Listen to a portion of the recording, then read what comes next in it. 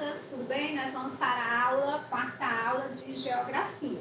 Nós vamos fazer revisão de conteúdo, algumas coisas que vocês já viram, já estão craques, outras nós vamos acrescentar, mas dentro do nosso conteúdo descrevemos os espaços da unidade 2, percepção do ambiente em que vivemos, capítulo 1 descrevemos o espaço, tá certo? Aqui nós temos o mundo, né?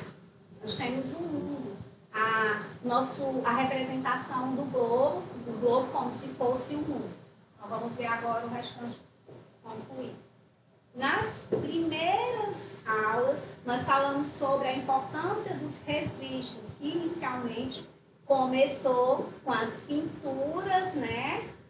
As pinturas rupestres, que eram onde os homens da caverna eles faziam uns desenhos interessantes, que a tinta que eles usavam era tirada da própria natureza, né? Então, os registros deles eram tudo baseados nas caças do dia a dia, nas coisas do dia a dia dele. Então, se nós sabemos que eles se alimentavam de caça, se eles se alimentavam do que eles tiravam da natureza, foi por conta dos registros que eles faziam nas cavernas. Então, em seguida, nós tínhamos as pinturas, né?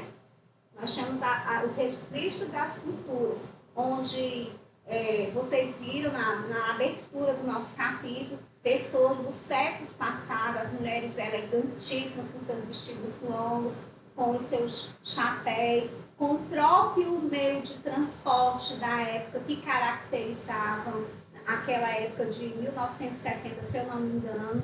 Então, isso tudo são registros históricos que fazem com que nós tenhamos condições de conhecermos como era a vida no passado. Mas que tudo foi se desenvolvendo conforme nós estamos vendo agora. Então, nós passamos para a fotografia, certo? Então, na fotografia é um registro mais atual. Esse aqui é mais atual, porque é o registro colorido. Mas antes disso, nós tínhamos também o registro em preto e branco, né? O registro no papel, que era preto e branco. Depois passou-se para o registro também colorido em papel, né? E agora nós estamos na era da tecnologia, com os celulares, que os registros são mais rápidos, né?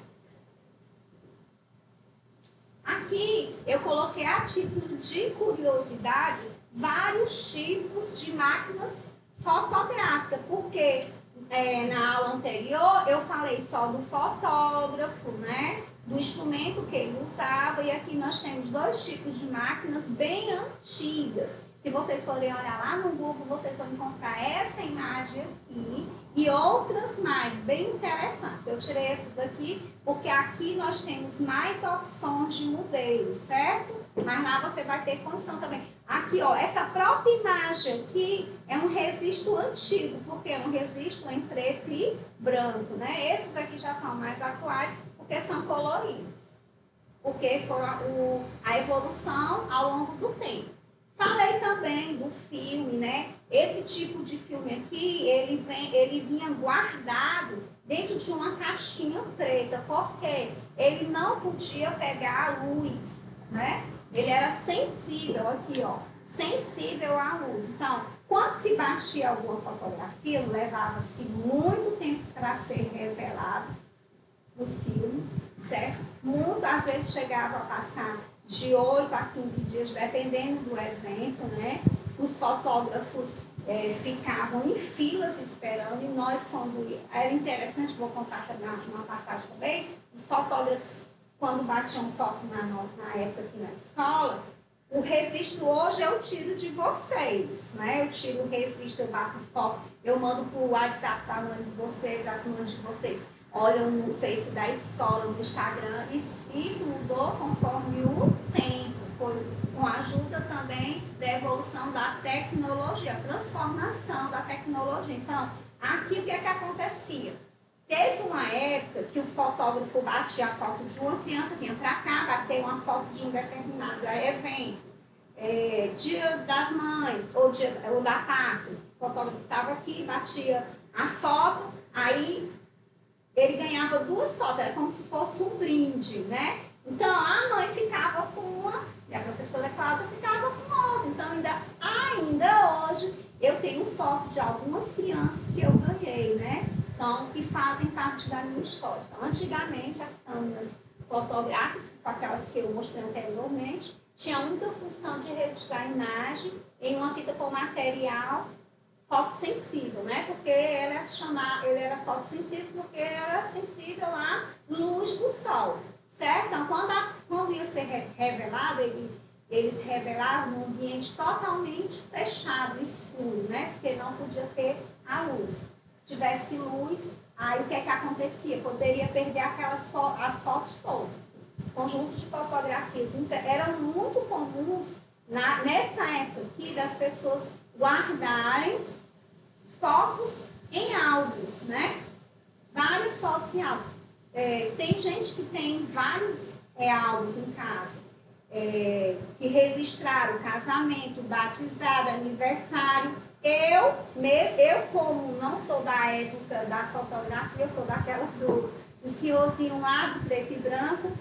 É como se eu não tivesse uma história, eu não tenho foto da minha infância. Talvez seja por isso que eu registre tanto os momentos de vocês na escola, que eu faço com que as mãos de vocês, mesmo não estejam aqui, tenham condições de acompanharem em casa o nosso dia a dia, né? Então, é muito importante a gente ter essa história, né? Registrar o registro dessa história. Então, um conjunto de fotografias impressas formam um álbum, né? Que ainda hoje é muito guardado imagens de eventos, como aniversário, viagem, festa, enfim. O que é que a gente faz hoje em dia? Nós guardamos em pendrives, ou em Google Fotos, ou em outras fontes, né, relacionadas à tecnologia atual. Mas as coisas vão evoluindo, porque depois do álbum apareceu também, nós arquivávamos depois os CDs, né? Depois veio o pendrive. Agora já tem o Google Fotos, né? Que eu tenho mais de 6.000 fotos no meu Google Fotos. Elementos culturais e naturais. Nós falamos sobre isso, trabalhamos muito a parte natural, né? Falamos das praias, dos rios, de praças, de zoológico, mas com a influência do homem, né? O homem veio, influenciou de alguma forma, ele construiu alguma coisa. Então, essa construção dele fez com que, de certa forma, né, no ambiente que ele passou, tivesse alguma coisa cultural. Por quê? Porque o homem passou e colocou a mãozinha lá. Então, aqui nós temos uma praça com apartamentos, certo? Então, houve participação do homem, teve uma transformação, houve modificação. Então, esse elemento aqui é um elemento cultural. Os prédios, as casas, postes, né? Tudo que não está relacionado ao que Deus nos deu, né? Ao que veio de Deus, que está relacionado à construção, à modificação, à transformação, nós falamos de elementos culturais, certo? Então, nós estamos aqui falando de um espaço geográfico que foi transformado. E o que é esse espaço geográfico? Vamos definir, né? Nós antes falávamos só de elementos culturais, as coisas já estão pegando um ritmo melhor, porque agora nós vamos definir o espaço geográfico. Definição: espaço organizado pela sociedade, porque o homem modificou, procurando melhorias, né? Trata-se de um espaço na qual os grupos humanos interagem com recursos naturais, né? Aqui, como tem uma praça, o ser humano está interagindo com o espaço natural. Aqui nós temos um ambiente totalmente natural e aqui nós temos um ambiente que você não vê quase nada natural, ou uma transformação basicamente geral, né? Então, porque você não consegue ver sequer uma plantinha. Então, essa imagem aqui é totalmente cultural. Enquanto essa daqui nós podemos podemos chamar de uma imagem mística, porque ela tem tanto elementos culturais como elementos naturais. Então, acompanhando aí bem direitinho a definição de espaço geográfico, que eu não estou falando mais de elementos, eu já venho com uma definição, tá certo? E aqui, apropriado e produzido pelo homem, continuando a definição, por meio de transformações impostas ao meio ambiente. É o complemento do que eu falei, de tudo que eu havia explicado. Aqui nós temos também um ambiente que eu falei de uma praça. Aqui nós já temos outro tipo de praça, mas com água no meio, né? Onde houve uma modificação em volta e ficou aqui uma característica também natural, né? Nós temos aqui o meio ambiente totalmente transformado.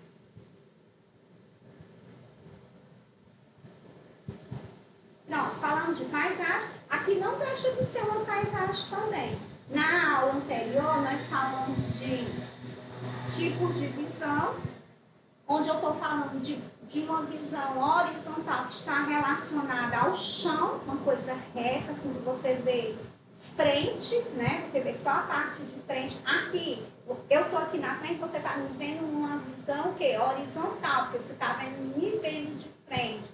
Se por um acaso você estivesse me olhando lá de cima, seria uma visão, que tipo de visão? Vertical. E a oblíqua dá para você perceber, não só em cima, mas de certa forma, as laterais, certo? De algum ambiente, como eu falei na aula anterior, que eu dei exemplo da nossa pracinha olhando da nossa sala de aula. Não sei se vocês estão lembrados, mas eu falei, gente, quando nós estamos vindo do recreio, pela nossa pracinha, estamos olhando ela numa visão horizontal, porque nós estamos vendo o chão. Quando nós estamos na nossa sala, o nosso tipo de visão já é outra. É uma visão vertical, porque você está vendo alguns detalhes que você não conseguiu ver quando você estava vendo embaixo, certo? Alguns detalhes a mais na oblíqua, certo? Eu vejo lateral, né? Na oblíqua eu vejo as laterais e vejo a parte de cima, certo? Essa aqui é a oblíqua, porque eu vejo as laterais, né? Ó, vejo um pouco da frente, mas não está predominando, diferente dessa daqui, que você vê tudo, dá para você, se eu pedir para você descrever o que você está vendo na frente, que é uma visão horizontal de frente, você vai me descrever bem direitinho. E se eu te pedir para fazer uma descrição da visão oblíqua, você vai falar do teto e mais da lateral, porque essa visão de frente você não vai poder me detalhar, vai conseguir ver algumas coisas, mas não os detalhes, como na visão horizontal. Essa visão aqui, desculpa, porque eu coloquei a sequência diferente, essa daqui que você está vendo uma visão de cima, é uma visão vertical, que é aquela visão que eu falei, que ela é usada para se fazer os mapas de bairro, de município, de ruas, certo? De quadras de cima. E você tem um ângulo mais diferente desse daqui. Você percebe as coisas usando legenda, que é tudo pequenininho. No avião você não consegue ver os detalhes. A gente vai ver agora, daqui a pouco, um desenho para eu explicar mais ou menos qual o tipo de... como que você vê de um avião. Então, só repetindo, relembrando, porque provavelmente nós vamos trabalhar com questão de prova, né? Vocês saberem diferenciar uma visão horizontal, que lembra chão, frente. Descreva a sua casa numa visão horizontal. Você vai falar a frente da sua casa, do muro, se tiver alguma plantinha, você fala da plantinha que tem, das portas, dos portões, isso de frente. Já na oblíqua, você vai já pensar mais na parte de teto e lateral. Vertical, você vai ter mais a visão, no caso da casa, do telhado, certo? Se fosse para um ambiente de uma escola, um ambiente de estádio de futebol, nós teríamos outra visão. Aqui a gente está falando da casa. Então, vamos lá para a próxima.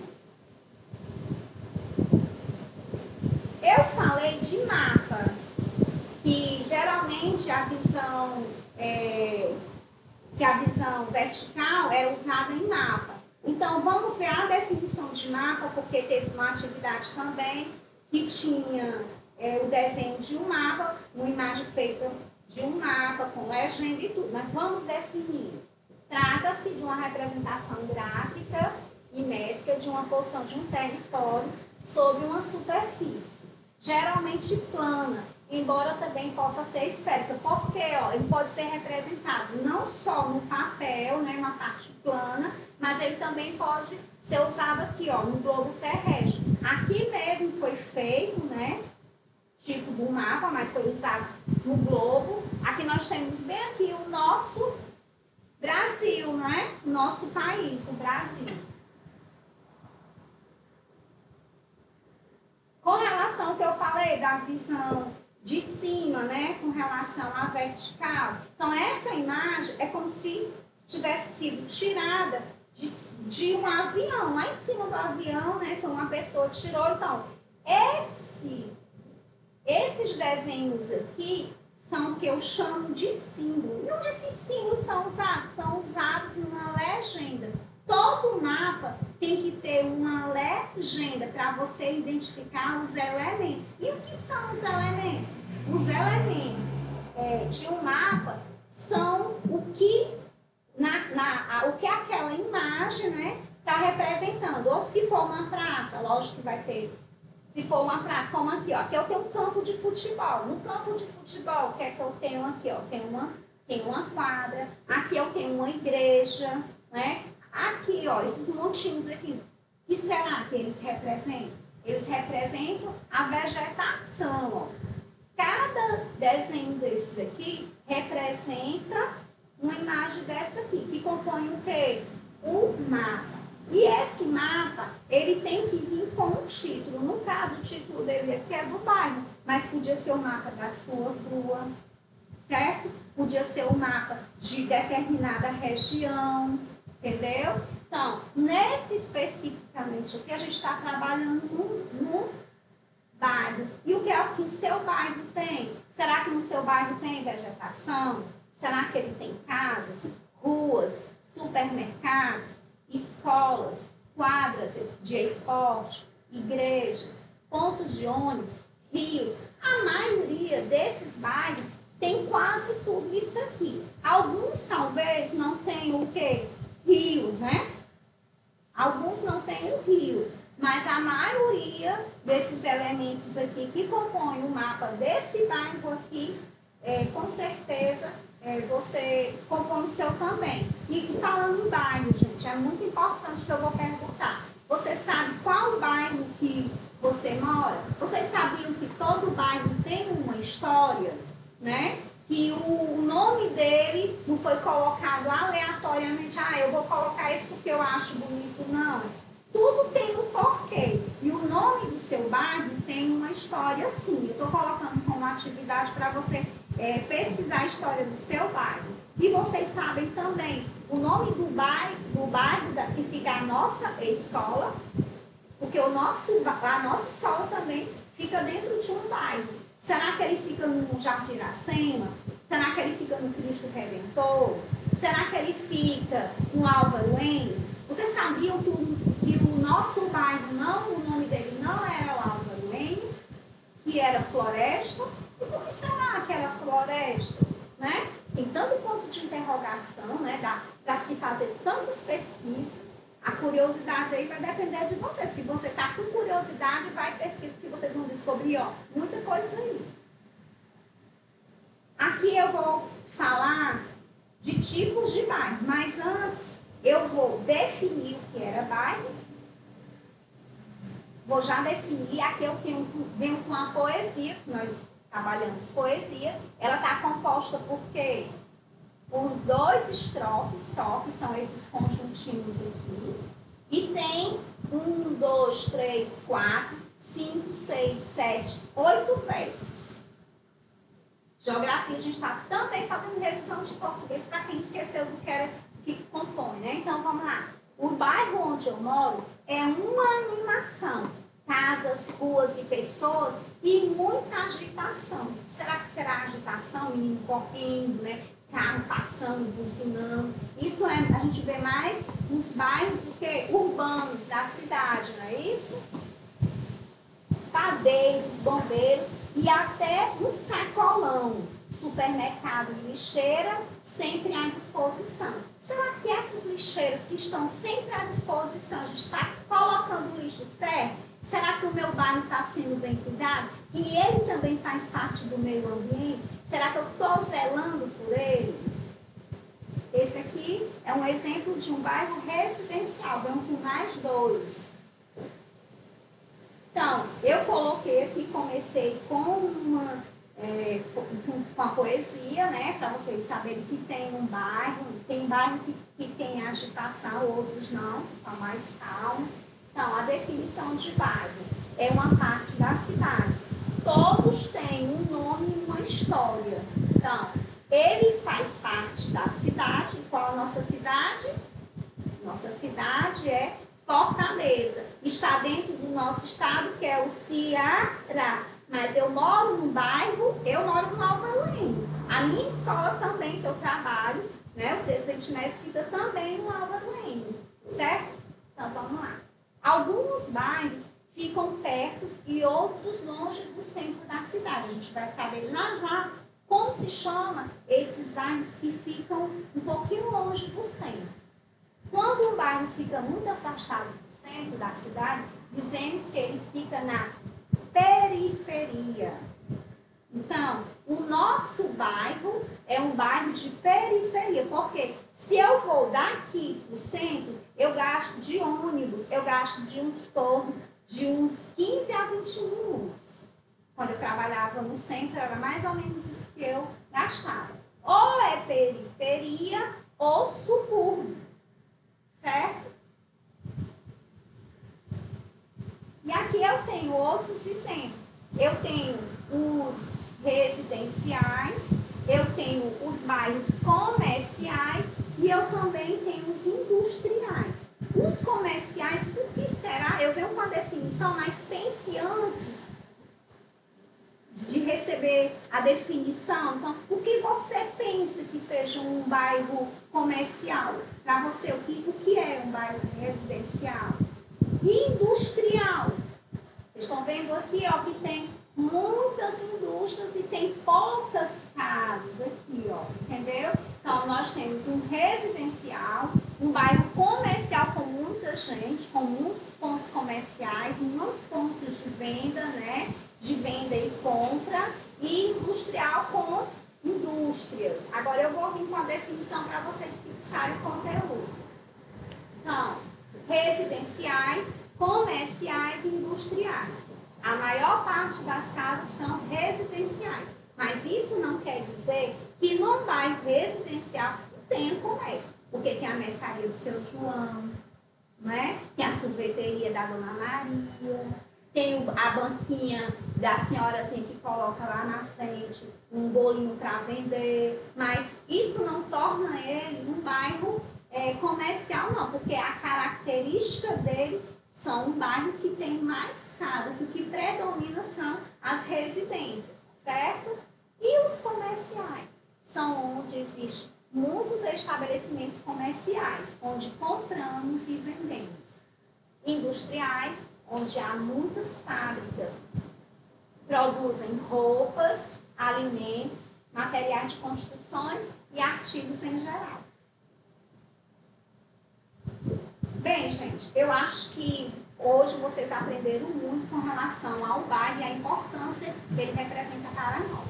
Eu deixei uma atividade no caderno para vocês escreverem o nome do bairro de vocês, as histórias e outras questões que complementam, que vão complementar o que eu falei, entendeu? Para vocês aprenderem mais, para vocês fixarem mais o conteúdo. Então, vou deixar mais uma vez o recadinho que eu estou deixando sempre para vocês acessarem a nossa plataforma, acompanharem os nossos agendamentos. E aqui, ó, beijos. A nossa escola está morrendo de saudade dessa turminha aqui todinha, um grupo desde o ensino médio até a galerinha que está aqui no finalzinho da educação infantil, porque nós somos uma equipe.